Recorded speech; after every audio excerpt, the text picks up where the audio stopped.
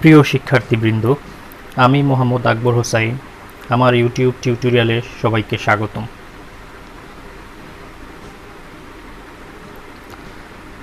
আজ আমি আলোচনা করব একাদশ দ্বাদশ শ্রেণীর সমাজবিজ্ঞান প্রথম পত্রের প্রথম অধ্যায় নিয়ে। তো প্রথম অধ্যায়ে আমরা শুরুতেই দেখব সমাজবিজ্ঞান কাকে বলে। তো আমরা যে সমাজে বসবাস করি, যে সমাজের শুরু থেকে শেষ পর্যন্ত আমরা আমাদের জীবনকে অতিবাহিত করি, সেই সমাজ নিয়েই সমাজবিজ্ঞান তার আলোচনা উপস্থাপন করে। তো সমাজবিজ্ঞানের ইংরেজি প্রতিশব্দ হচ্ছে সোসিওলজি, আর এই সোসিওলজি শব্দটি সর্বপ্রথম ব্যবহার করেন অগাস্ট ক্রুট। এই জন্য অগাস্ট ক্রুটকে সমাজবিজ্ঞানের জনক বলা হয়। সোসিওলজি শব্দটিকে যদি আমরা ভাঙি তাহলে দেখতে পাবো ল্যাটিন শব্দ সোসিয়াস,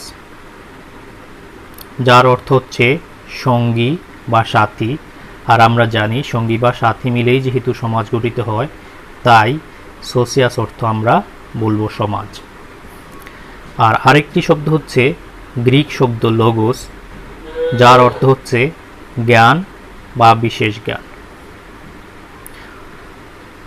তাই শাব্দিক অর্থে যদি আমরা সমাজবিজ্ঞানকে বুঝি তাহলে দেখতে পাই সমাজ সম্পর্কিত বিশেষ জ্ঞান, যে বিজ্ঞানের আলোচ্য বিষয় তাকে সমাজবিজ্ঞান বলে। অর্থাৎ সমাজ সম্পর্কিত, এখানে হচ্ছে সমাজ আর এখানে বিশেষ জ্ঞান। সমাজ সম্পর্কিত বিশেষ জ্ঞান যে বিজ্ঞানের আলোচ্য বিষয় হবে সমাজ সম্পর্কিত বিশেষ জ্ঞান, যে বিজ্ঞানের আলোচ্য বিষয় তাকে সমাজবিজ্ঞান বলে। আর এই সমাজবিজ্ঞান সম্পর্কে সংজ্ঞা দিতে গিয়ে সমাজবিজ্ঞানীগণ একমতে উপনীত হতে পারেননি। এক একজন এক একভাবে সমাজবিজ্ঞানের সংজ্ঞা প্রদান করেছেন। তো আমরা প্রথমেই দেখব এলএফ ওয়ার্ড এবং ডব্লিউজি সামনার কি বলেন। তারা দুইজন সমাজবিজ্ঞানী সমাজবিজ্ঞানের সংজ্ঞা দিতে গিয়ে বলেন sociology is the science of society. অর্থাৎ সমাজবিজ্ঞান হচ্ছে সমাজের বিজ্ঞান, সমাজবিজ্ঞানটা হচ্ছে সমাজের বিজ্ঞান। আবার এমিল ডুরখিম সমাজবিজ্ঞানের সংজ্ঞা দিতে গিয়ে বলেন sociology is the science of social institution. তিনি সোশ্যাল ইনস্টিটিউশনকে বলেছেন। অর্থাৎ সোসিওলজি হচ্ছে অর্থাৎ সমাজবিজ্ঞান হচ্ছে সামাজিক প্রতিষ্ঠানের বিজ্ঞান। তিনি সমাজবিজ্ঞানকে সামাজিক প্রতিষ্ঠানের বিজ্ঞান বলেছেন। আর আরটি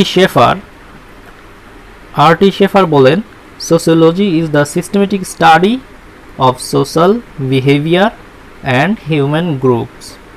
তিনি সোশ্যাল বিহেভিয়ারটা এবং হিউম্যান গ্রুপ এই দুইটার সিস্টেমেটিক স্টাডিকে, শৃঙ্খলাবদ্ধ পাঠকে সমাজবিজ্ঞান বলেছেন। অর্থাৎ তিনি যা বলতে চেয়েছেন তা হচ্ছে সামাজিক আচরণ এবং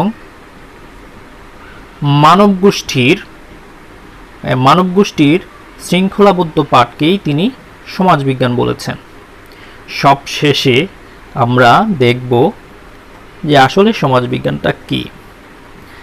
এখানে আমরা যদি খেয়াল করি দেখতে পাবো যে সমাজ এবং সমাজের মানুষের আচার আচরণের দুটি বিষয় এখানে খেয়াল করি আমরা। একটি হচ্ছে সমাজ, আরেকটি হচ্ছে সমাজের মানুষের আচার আচরণ। এই দুইটি বিষয়ের বিজ্ঞান সম্পর্কিত পাঠকে সমাজবিজ্ঞান বলে। তাহলে সমাজবিজ্ঞানের সংক্ষিপ্ত সংজ্ঞায় আমরা বলতে পারি সমাজ এবং সমাজের মানুষের আচরণের বিজ্ঞান সম্পর্কিত পাঠকে সমাজবিজ্ঞান বলে।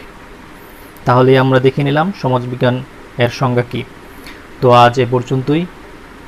ধন্যবাদ সবাইকে। আল্লাহ হাফেজ।